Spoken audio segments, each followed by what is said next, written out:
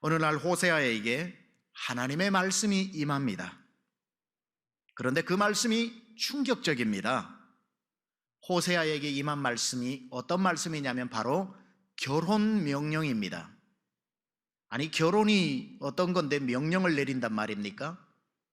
멀쩡한 꿈 많은 청년 한 남자에게 하나님의 말씀이 임하는데 너는 가서 결혼하라 라고 하는 결혼 명령이 내려집니다. 아무리 선지자라고 하지만 호세아도 꿈 많은 한 젊은 남자인데 아름다운 가정을 이루어 부부가 함께 하나님의 일을 하고 싶은 그 마음이 당연할진데 하나님은 그런 한 청년의 소박한 마음엔 일도 관심이 없는 것처럼 말씀하시기를 너는 가서 아내를 취하되 음란한 여자를 취하여 그와 결혼하고 음란한 아이들을 낳으라고 이야기합니다. 음란한 여자란 뭡니까? 율랑녀가 될 수도 있고 바람기가 많은 사람일 수도 있고 동네에서 유명한 그런 음란한 사람일 수 있겠지요. 여러분, 사람이 결혼을 할 때 이런 사람 모르고야 결혼할 수 있겠지요. 결혼하고 살다가 이런 일을 맞이할 수는 있겠지요. 사랑하고 난 뒤에야 비로소 알게 된 경우도 있겠죠. 그런데 사랑이 시작되기도 전에 이 사람이 음란한 사람이라는 것을 알고도 결혼하는 사람이 누가 있겠습니까? 호세아에게서는 이미 하나님께서 시작부터 너는 음란한 여인을 취하여 그와 결혼하여 음란의 아이를 낳으라고 이야기합니다. 호세아는 이 명령에 순종을 하고 음탕한 여자라고 표현되어져 있는 고멜을 아내로 맞아들이게 됩니다. 누구의 이야기입니까? 하나님과 우리 관계로 넘어가 보겠습니다. 하나님이 우리의 신랑 되어 주심이 이와 같습니다. 하나님은 의로우신 신랑이시지만 신부가 된 우리는 의로운 사람이 아니지요. 죄 가운데 태어나 죄만 짓고 살다가 세상을 음란히 사랑한 자들 아닙니까? 의로운 구속이라고는 하나도 없는 우리, 죄인인 줄 알면서도 기꺼이 우리의 신랑 되어 주시고 우리를 신부 삼아 주신 하나님의 이야기가 바로 음란한 여인을 아내로 맞이한 호세아와 고멜의 이야기입니다. 호세아라고 하는 말의 뜻은 구원자라는 뜻입니다. 성경에 똑같은 이름이 나오는데 여호수아, 신약의 예수, 호세아 다 똑같은 이름입니다. 뜻을 풀어 쓰자면 구원자라는 뜻입니다. 고멜이라고 하는 이름의 뜻이 뭘까요? 놀랍게도 완전함이라는 뜻입니다. 호세아는 구원자, 고멜은 완전함이라는 이름으로 부부가 되었습니다. 하나님이 우리 인간을 창조하시고 우리를 기꺼이 신부 삼으실 때 우리는 고멜이었습니다. 다시 말해 완전한 자였습니다. 하나님이 우리를 불완전한 자로 창조하시지 않았습니다. 완전한 자, 흠없고 점 없는 자로 우리 인간을 신부 삼아 주시기 위해 창조하셨고 하나님이 만드시고도 하나님이 얼마나 감탄을 했던지 이는 하나님 보시기에 심히 좋았다라고 말씀하는 그런 명작품으로 우리가 만들어졌습니다. 그렇게 우리는 만들어질 때 흠이 없었고 점이 없어서 완전한 하나님의 형상으로 지음받은 그야말로 고멜들이었습니다. 완전한 자들이었다는 말이죠. 그렇게 구원자인 하나님과 완전한 자인 고멜이 만나 부부의 관계를 형성하게 되었는데 어느 날 인간은 그 하나님을 떠나 마귀에게 마음을 빼앗겨 버리고 음란한 자가 되었습니다. 신랑이신 하나님께서 선악과를 따먹지 말고 사랑하는 아내야 나와 함께 이 에덴 동산에서 영원토록 살자라고 말씀하신 하나님의 말씀과 갑자기 나타난 마귀가 선악과를 따먹고 네 마음대로 원하는 대로 살아라고 하는 이 말 사이에서 신부는 고민을 하다가 신랑인 하나님의 말을 듣지 않고 마귀의 유혹의 말을 들음으로 말미암아 마귀의 말을 듣고 그를 따라가게 되는 영적 간음을 하게 된 겁니다.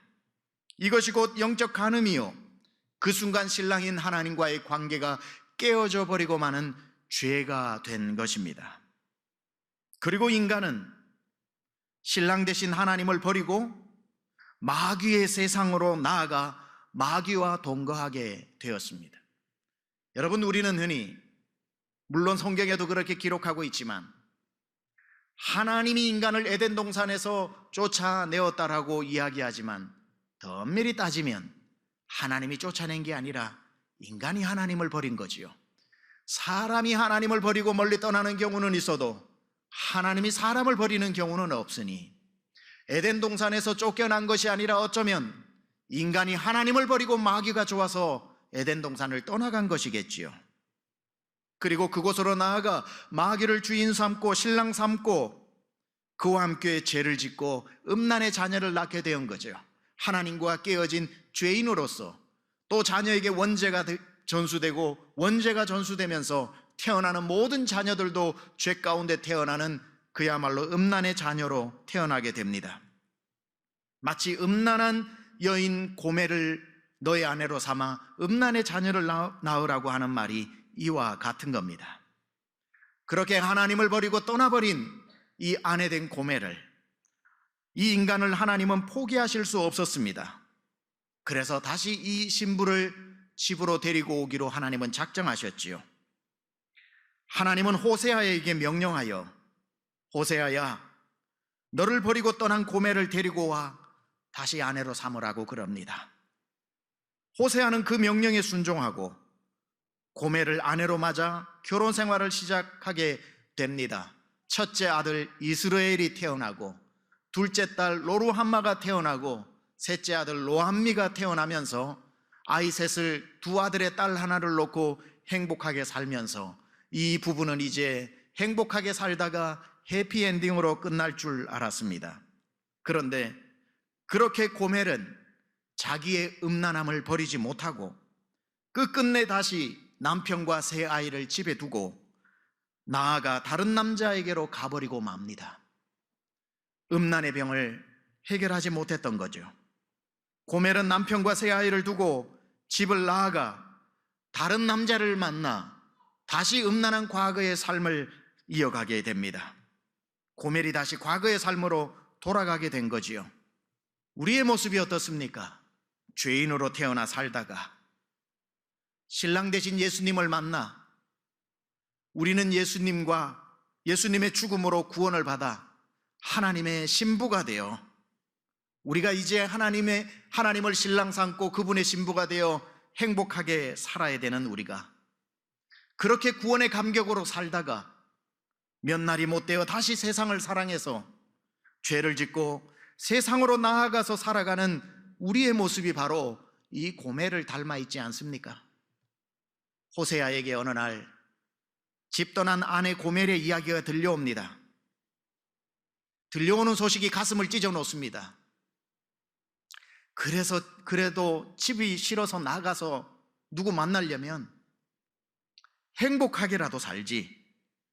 들려오는 소식을 보니 아내였던 고멜이 이 남자 손에 팔리고 저 남자 손에 팔리고 저 남자 손에 물건처럼 팔려 다니다가 어느 흉악한 남자를 만나서 노예 생활처럼 하고 있다는 소식이 들려옵니다. 잘 됐다 집 나가더니만 이라고 할 수도 있지만, 어디 사랑이 그렇습니까? 그 소식을 듣고 호세아는 가슴이 찢어집니다. 사랑은 죽음보다 강하기에 호세아는 자기 아내인 고멜을 포기하지를 못합니다. 다시 아내가 있다는 그 집을 수소문해서 찾아갑니다.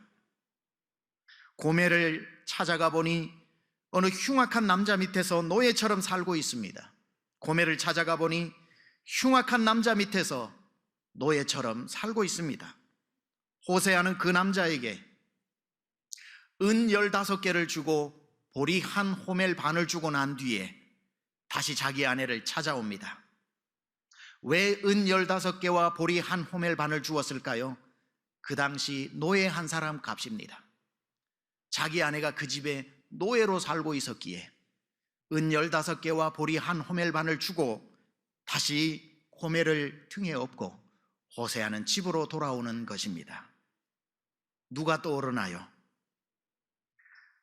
하나님이 싫어서 죄를 짓고 하나님의 품을 떠나 세상으로 나와 있는 우리를 데리러 오기 위해 예수님은 저 높고 높은 별을 넘어 이 낮고 낮은 땅까지 다시 내려오셔서 죄범한 영혼 다시 집으로 데리고 가려고 은 15개와 보리 한 호멜 반이 아니라 죄의 삭은 사망이기 때문에 죄를 없애기 위한 삭스로 사망을 지불해야 되기 때문에 은 15개와 보리 한 호멜 반이 아니라 자기의 생명을 핏값으로 대신 주고 죄의 사슬에 매여 있는 우리를 그 죄의 사슬에서 끊어버리고 난 뒤에 다시 우리를 등에 들추어 업고 아버지의 집으로 가고 있는 신랑 되신 예수님의 모습이 떠오르지 않습니까? 은 15개와 보리 한 호멜 반이 아니라 그의 피값을 다 주고 우리를 사신 그 사랑을 저와 여러분이 받고 있는 겁니다.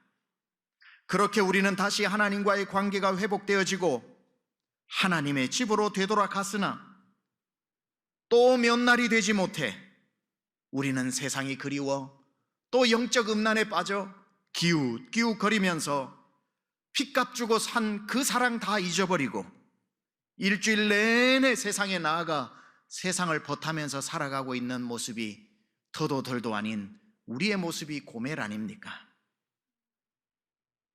그렇게 고멜은 다시 남편의 집을 떠나버렸고 이름도 모르는 사람에게 팔려가 노예로 살고 있었지요. 이 정도 되면 호세아도 아내를 포기할 만한데, 이 정도 되면 하나님도 계속 하나님을 등지고 떠나는 우리를 포기할 만도 한데, 여러분, 세상에는 포기가 되는 사랑이 있고 포기가 안 되는 사랑이 있습니다. 하나님이 우리를 사랑하시는 것은 포기를 하지 않는 게 아니라 포기가 안 되는 사랑입니다. 우리를 얼마나 사랑하시냐면 포기가 안 됩니다. 여러분, 여러분의 자식을 내 마음 같아서는 포기하고 싶을 적이 많지만 포기 안 한 게 아니라 포기가 안 되는 거지요. 놓칠 수가 없는 것처럼 하나님이 우리를 사랑하시는 사랑이 포기가 안 되는 사랑입니다. 그래서 우리를 또 찾아오시고 도망가면 또 찾아오시고 도망가면 또 찾아오시는 분이 하나님이십니다. 우리를 도무지 포기하지 않으시는 사랑, 우리를 찾아오셔서 노예가 되어 있고 다 묶여 있고 만신창이가 된 우리를 업고 다시 집으로 가시는 하나님의 모습. 그렇게 고멜을 찾아간 호세아는 값을 지불하고 여보 집에 갑시다 하고는 등에 들추어 업고 터덜터덜 집으로 가고 있는 그 모습을 한번 상상해 보세요. 죄에 빠진 우리를 찾아오셔서 우리를 등에 업고 다시 집으로 가는 하나님의 모습을 한번 상상해 보세요. 하나님의 등에 업힌 우리의 모습이나 호세아의 등에 업힌 고멜의 모습을 한번 생각해 보세요. 하나님이 우리를 업고 가시면서 하나님 등에 업혀 있는 집 나간 우리를 보고 무슨 말씀을 하실까요? 호세아를 통해 하나님이 이렇게 말씀하십니다. 이스라엘이 어린아이일 때에 내가 그를 사랑하여 내 아들을 이집트에서 불러냈다. 그러나 내가 부르면 부를수록 이스라엘은 나에게서 멀리 떠나갔다. 짐승을 잡아서 바알 우상들에게 희생 제물로 바치며 온갖 신상들에게 향을 피워서 바쳤지만 나는 에브라임에게 걸음마를 가르쳐 주었고 내 품에 안아서 길렀다. 죽을 고비에서 그들을 살려 주었으나 그들은 그것을 깨닫지 못하였다. 나는 인정의 끈과 사랑의 띠로 그들을 묶어서 업고 다녔으며 그들의 목에서 멍에를 벗기고 가슴을 헤쳐 젖을 물렸다. 지금 아내를 업으면서 하나님이 우리를 업으면서 포대기를 가지고 아기를 업듯이 내가 인정의 끈과 사랑의 띠로 너를 묶어 업고 간다. 배고픈 너의 배를 채우기 위해 내 가슴을 풀어젖혀 젖을 너의 입에 물린다. 사랑하는 아내야, 집으로 가자. 이 모습이 우리를 지금도 포대기에 업고 사랑과 인정의 끈으로 묶어 키우고 가슴을 풀어 젖으로 우리를 먹이시는 하나님의 사랑입니다. 남편 등에 업혀가는 고멜의 마음이 어떠했을까요? 아마 속으로 왜라는 말을 수백 번 하지 않았겠습니까? 이렇게 물었을 겁니다. 여보, 왜 나 같은 사람을 찾아왔어요? 여보, 내가 뭐라고 나 같은 사람 포기하지 그래요? 여보, 포기해도 되는데 왜 그 비싼 값을 주고 나를 다시 찾아가나요? 여보, 왜? 그때 성경이 이야기를 합니다. 에브라임아, 내가 어찌 너를 버리겠느냐? 이스라엘아, 내가 어찌 너를 원수의 손에 넘기겠느냐? 내가 어찌 너를 아드마처럼 버리며 내가 어찌 너를 스보임처럼 만들겠느냐? 너를 버리려고 하여도 나의 마음이 허락하지 않는구나. 너를 불쌍히 여기는 애정이 나의 속에서 불길처럼 강하게 치솟아 오르는구나. 9절에 계속 이렇게 얘기합니다. 아무리 화가 나도 화나는 대로 할 수가 없구나.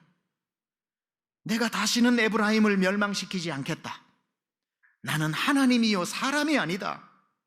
나는 너희 가운데 있는 거룩한 하나님이다. 나는 너희를 위협하러 온 것이 아니다. 왜 날 포기하지 않나요? 왜 날 포기하지 않나요? 이렇게 이야기를 하니 주님이 말씀하시는 거죠. 사랑하는 아내야, 내 어찌 너를 원수의 손에 넘기겠느냐? 사랑하는 아내야, 내 어찌 너를 모른다 버릴 수 있겠느냐? 아니, 버리려 해도 내 마음이 허락하지 않는구나. 오히려 당신을 불쌍히 여기는 애정이 내 속에서 불길처럼 솟아오르는구나. 나도 화가 나는데, 화가 나기는 나는데 화나는 대로 할 수가 없구나.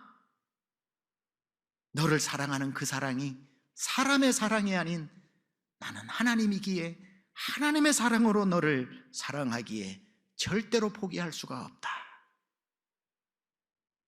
그 이야기를 하면서 다시 한번 무거워지는 고멜을 틀썩 축혀 세워 업고는 계속 이야기합니다. 내가 그들의 반역의 병을 고쳐주고 기꺼이 그들을 사랑하겠다. 그들에게 품었던 나의 분노가 이제는 다 풀렸다. 내가 이스라엘 위에 이슬처럼 내릴 것이니 이스라엘이 나리꽃처럼 피고 레바논의 백향목처럼 뿌리를 내릴 것이다. 그 나무에서 가지들이 새로 뻗고 올리브 나무처럼 아름다워지고 레바논의 백향목처럼 향기롭게 될 것이다. 그들이 다시 내 그늘 밑에 살면서 농사를 지어서 곡식을 거둘 것이다. 포도나무처럼 꽃이 피고 레바논의 포도주처럼 유명해질 것이다. 이 말도 안 되는 남편의 사랑의 고백을 들은 고멜이 다시 한번 자기를 업고 가는 남편의 뒷모습을 보다가 또 한번 묻습니다. 여보, 왜 나를 포기하지 못하는 거예요? 왜 나를 포기하지 못하는 거예요? 그때의 호세아서의 주제 9절입니다. 내가 내게 장가들어 영원히 살되 공의와 정의와 은총과 긍휼이 여김으로 내게 장가들며 진실함으로 내게 장가들리니 네가 여호와를 알리라. 호세아가 고멜에게 하는 말로 옮겨봅니다. 왜 포기 못하냐고? 내가 당신에게 장가가던 날, 그날 내가 스스로 약속했지. 나는 당신하고 영원히 살기로. 내가 당신에게 장가가던 날 약속했지. 내 모든 공의와 정의와 은혜와 긍휼을 당신에게만 베풀어 주기로. 진실함으로 내게 장가들리니 네가 여호와를 알리라 했던 것처럼 여보, 한 가지 바람이 있다면 당신이 나를 알아주는 거야. 당신을 사랑하는 이 마음을 알아주는 거야. 너는 여호와를 알리라. 너는 여호와를 알리라. 호세아는 이 하나님의 마음을 이스라엘에게 전하다가 이스라엘을 사랑하는 자기 아내 고멜을 사랑하는 그 마음이 하나님이 날 사랑하는 마음이라는 것을 알고는 그가 눈물로 호소를 하죠. 이스라엘을 향해 호세아가 뭐라고 외칩니까? 오라, 우리가 여호와께로 돌아가자. 여호와께서 우리를 찢으셨으나 도로 낫게 하실 것이요 우리를 치셨으나 싸매어 주실 것임이라. 여호와께서 이틀 후에 우리를 살리시며 셋째 날에 우리를 일으키시리니 우리가 그의 앞에서 살리라. 오라 우리가 여호와께로 돌아가자. 오라 우리가 여호와께로 돌아가자. 하나님께로 돌아가면 살게 될 줄 믿습니다. 저와 여러분은 하나님으로부터 이런 말도 안 되는 사랑을 받고 있습니다. 절대로 포기하지 아니하시는 사랑, 아니 포기가 안 되는 사랑. 여러분, 호세아의 뜻이 구원자라고 그랬죠. 하나님의 이름이 구원자라는 것은 이해가 되는데 이 못난 우리가 어찌 고멜입니까? 완전한 자가 될 수 없죠. 호세아라고 하는 뜻은 이해가 되는데 어찌 우리 같은 사람을 고멜이라고 불러주시는지, 이걸 은혜라고 이야기하는 겁니다. 은혜가 뭔 줄 아세요? 사랑이 뭔 줄 아세요? 부족한 것을 부족하다 말하지 않고 부족한 것을 보면서도 완전하다 말해주고, 부족하기 짝이 없는 사람을 보고 너는 완벽하다고 말해주고, 죄 많은 사람을 죄 많은 죄인 취급하지 않고 들추어 업어주고, 사랑받을 자격 없는 자에게 너만을 사랑한다고 말해주는, 고멜에 어울리지 않는 인생이지만 고멜이라고 불러주는 그것이 바로 은혜요 사랑입니다. 솔로몬이 술람미 여인을 사랑한 이야기가 담긴 아가서를 기억하지요. 솔로몬은 왕 중의 왕이었지만 아가서를 보다 보면 술람미 여인은 이름 없는 한 여인으로 왕궁의 그 어떤 여인보다도 이쁘지도 않고 흠모할 것도 없고, 그러한 아무도 왜 저 솔로몬이 술람미 여인을 저토록 사랑하는지 이해하지 못하는 한 이름 없는 여인입니다. 아가서가 우리에게 오늘도 감동을 주는 이유는 솔로몬에게 사랑받을 만한 여인이 아닌 한 술람미 여인을 그토록 사랑해서 왕의 정원을 온통 헤매고 다니면서 솔로몬이 외쳤던 나의 사랑하는 나의 어여쁜 자야 어디 있느냐, 일어나 나와 함께 가자라고 외쳤던 그 절절한 사랑은 솔로몬과 술람미 여인의 사랑이 아닌 우리를 오늘도 찾아 헤매는 하나님의 사랑이 그러하기 때문에 성경에 기록되고 읽을 때마다 우리가 감동이 되는 겁니다. 하나님이 우리를 이토록 사랑하시는 사랑이 사랑받을 만하여 사랑하는 것이 아니고 사랑받을 자격이 되지 않는 것을 내가 더 잘 알매도 불구하고 사랑해 주시는 그 까닭에 하나님의 사랑은 그토록 위대한 것입니다. 경건한 사람을 위해서는 죽을 수도 있고 선한 사람을 위해서는 죽을 수도 있는 사람이 있는지 몰라도 이 세상 어떤 바보가 죄인을 위해 자기 목숨을 대신한단 말입니까?